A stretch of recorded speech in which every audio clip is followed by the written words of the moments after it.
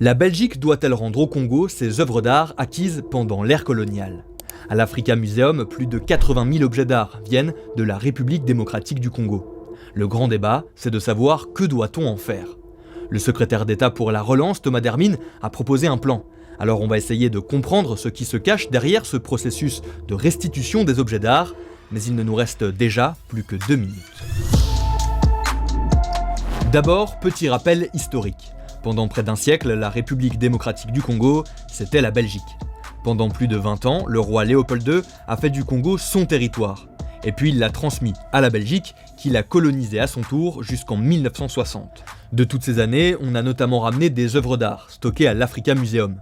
Et maintenant se pose la question de ce qu'on doit en faire. L'été dernier, le secrétaire d'État pour la relance, Thomas Dermine, a voulu clarifier les choses d'un point de vue éthique et d'un point de vue juridique, pour restituer certaines œuvres et en garder d'autres. Mais ça pose de grosses questions.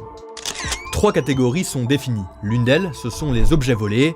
Ils doivent être rendus. Elles ne nous appartiennent pas. Elles appartiennent au peuple congolais et il faut sans plus attendre transférer la propriété juridique. Mais ces objets volés représentent seulement 1% de l'Africa Museum.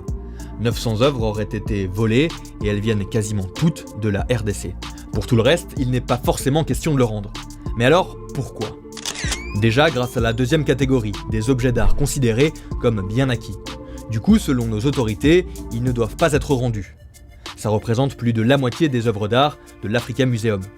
Mais ça veut dire quoi des objets d'art bien acquis dans le contexte d'un pays colonisé ? Le contexte colonial, c'est un contexte de brutalité, c'est un contexte où les gens avaient des armes. Des objets bien acquis, ce sont par exemple des dons de chefs de tribu à l'époque de la colonie. Mais il y a ambiguïté sur le consentement, libre et éclairé, dans la cession de certaines œuvres. Du côté belge, on rassure, les objets bien acquis pourraient être réétudiés. En plus de ça, et c'est la 3e catégorie, il y a un peu plus de la moitié des œuvres dont on ignore beaucoup de choses. Des études et des recherches approfondies doivent être menées pour savoir comment elles ont été acquises et si elles doivent être restituées. 2 millions d'euros ont été investis par le gouvernement belge pour ces recherches de provenance.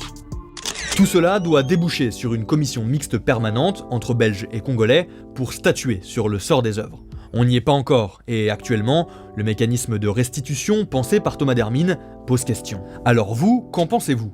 Les critères retenus sont-ils adéquats et permettent-ils une juste répartition des œuvres d'art africaines ?